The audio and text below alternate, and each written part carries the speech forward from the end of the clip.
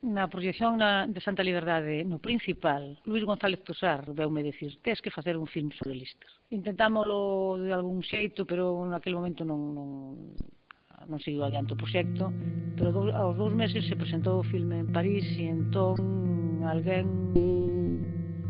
se achega a min e me dice: fai un film sobre o meu pai. E eu lle dixen: quen é teu pai?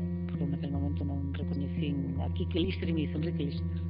E o propio fillo me lanza un anzó que é traerme os filmes familiares da familia. A partir de aí eran demasiadas casualidades e empecé a preocuparme por Enrique Lister como figura para o cinema.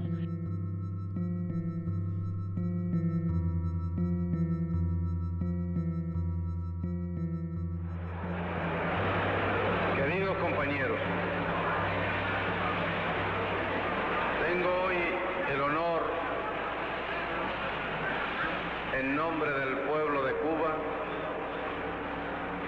de saludar una vez más, durante su estancia entre nosotros, al general Lister.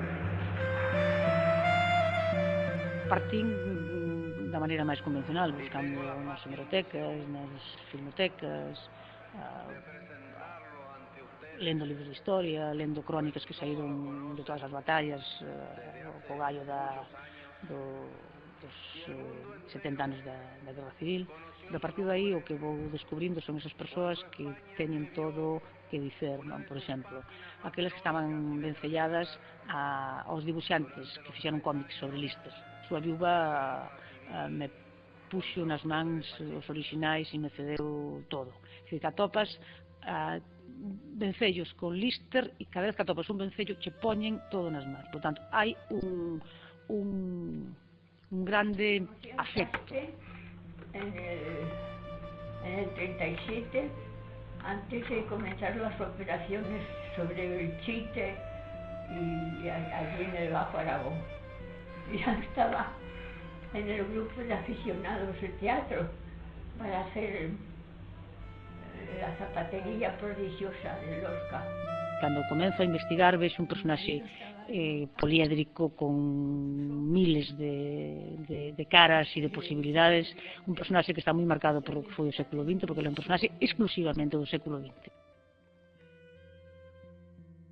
Y esto que se acerca a mí me saca a bailar. Y me quedé, hoy como me quedé helada. Dice: mira, si te doy un pisotón, perdóname, dice, pero soy un pato mareo bailando. Pues allí todos los compañeros de la división que estaban por ahí: Carmina, agárrale, Carmina, agárrale. Y cuando nos casamos decían: ya tenemos jefa, ya tenemos jefa. Como sabedes, eu tiña unha imaxe pública próxima de moi brután. Para mí que é unha imaxe que responde a unhas certas características da propia personaxe, pero que sobre todo unha imaxe construída, non? Dende a propaganda enemiga, que tamén decía que non era galego, que era ruso. Por iso hai unha anécdota moi simpática con Hemingway, que lle dice: vostede non é español, e lle dice: non, son galego. Antes de la batalla de Teruel. Sí, noviembre. No sé si sabeu el que és el Consell Mundial de la Pau, no? Era un organisme creat naturalment des de Moscou, però de captació d'intel·lectuals. Aleshores jo hi vaig a l'any 62 i allí em trobo amb la gran sorpresa que el nostre cap era l'Enrique Lister. I la gran sorpresa és que, clar, jo que soc de l'Ebre i havia sentit tota la llegenda que s'ha creat més aviat negra en contra de Lister, de sobte, doncs, ell va jugar una mica al tremendo ja d'entrada, a veure què són aquests joves que venen de l'interior, a veure, no? Això que fas que tu li mides molt bé, ho ets les agafes molt bé, però de sobte vaig anar descobrint l'home, vaig anar descobrint el respecte que ell tenia per la cultura, jo vaig conèixer a Carmen, vam simpatitzar de seguida perquè ell havia volgut ser actriu o era una dona molt guapa, vaig conèixer a Quique, vaig descobrir la seva dimensió Promove humana. moita prensa, por exemplo, Emiliciano Gallego, atopámola, recuperámola, está na película.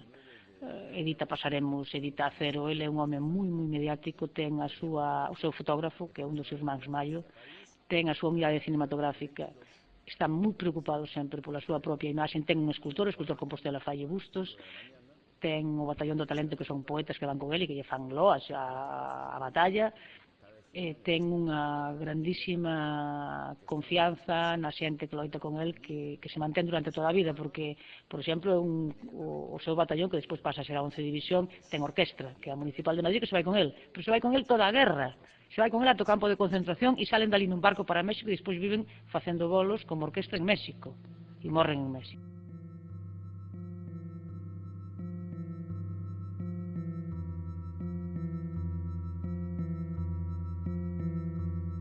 Here is an interesting interview with the Conservative leader who was Premier at the time of the last election.